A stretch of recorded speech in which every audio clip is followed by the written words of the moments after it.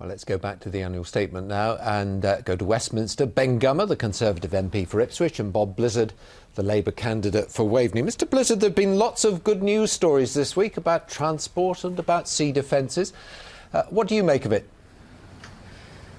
Well, £15 billion for roads and not one penny for Lowestoft. That's what people in my area are saying.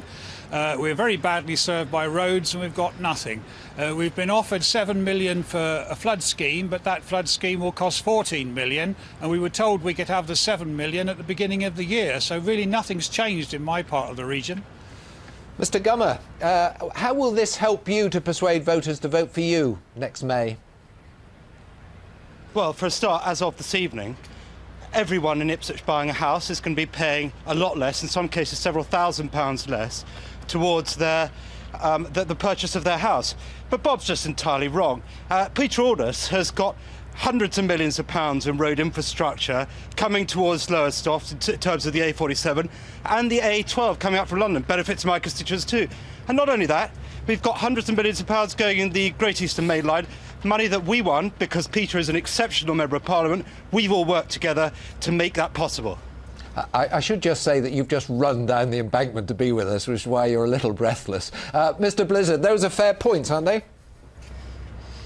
Not really, you see, because the roads that the government say they are funding are wonderful roads compared to the roads that actually come to Lowestoft. That's why people in my area will be extremely disappointed. On the stamp duty, I think we're pleased that the government has recognised the principle that very high value properties are undertaxed. But of course, stamp duty only kicks in when a property's sold, and that doesn't happen very often. So we think that a better system would be a mansion tax, because those mansions pay hardly any more council tax than ordinary semi-detached houses. If we had a mansion tax, we could put more money into the National Health Service. OK. Can I just ask you what Labour would do differently regarding the transport infrastructure? Because there's a lot of announcements.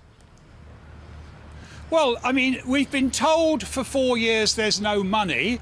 Now we're told there is some money. If this money was there, because, I mean, the debt today is 50% higher than it was 4 years ago. Borrowing is still massive. So if the money's there, what we were saying is, why did they cut the investment programmes 4 years ago? We could have been getting on with this. We want this road investment, but it shouldn't have been cut, because the debt is as bad today as it was then. And suddenly they found the money. Come on then, Mr Gummer.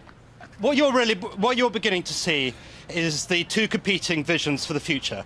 You've got MPs and a party who are determined to build infrastructure, to make savings in the public budget, every single one of which has been voted against by Bob's colleagues, and yet all we get from the opposition is no vision of hope or the future or what might be better about Britain and our region, but about misery, doing down any good idea.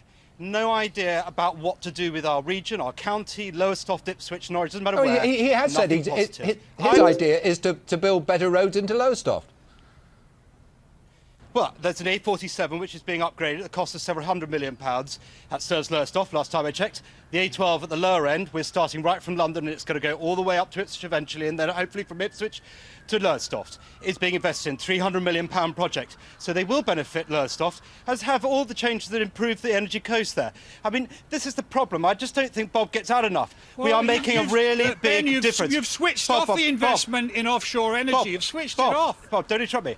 What we are doing is painting and delivering a really exciting vision for our future in our region. Bob was an MP for years. He never did it. OK, both of you, thank you very much for being with us this evening. £30 million, Ben.